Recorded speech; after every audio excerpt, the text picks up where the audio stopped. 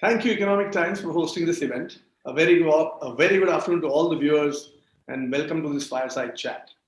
Where we have taken Indusface's help is to model the application, I would say, security on the basis of these attacks which might come, and providing a sort of a capable, trustworthy in the sense that, again, all those pieces of data encryption and data in motion and access and all of that being in place, how do I have the threat capability to repudiate such threats, right? So that's I think one part of the whole equation which Indusface is doing for us through the Aptrona piece that you guys have given us to implement. But the second thing, why it is cloud, is because we also feel that you cannot predict where the attack is going to come from, right? You cannot predict when the attack is going to come from.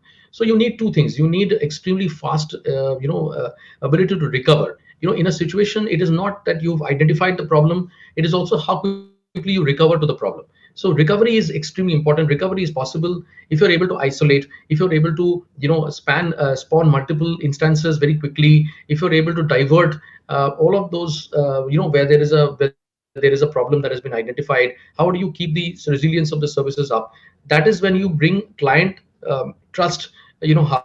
That is, you do not really compromise a client session, but you have detected that there is a problem, right? So I think resiliency in the face of an attack, how quickly you can respond, is another factor to consider. And obviously, being in a cloud, that helps us because you guys have got a good model of replication, self-healing, and those kind of capabilities are important. I think the third thing is prevention. So prevention, while threat modeling you've already discussed, I think DDoS prevention is the other most commonly. I mean, one side is application layer attacks, and the other is a pure network layer attack, right, where you're looking at a DDoS kind of an attack. And although we have taken clean pipe services as well from our ISPs, but we now understand and realize that the WAF has an important role to play because it also has an upstream DDoS component to it. So by virtually isolating the DDoS attack at the level of the WAF, and then having a second layer of clean pipe, and there my data center comes in. So I have in a way I've been able to kind of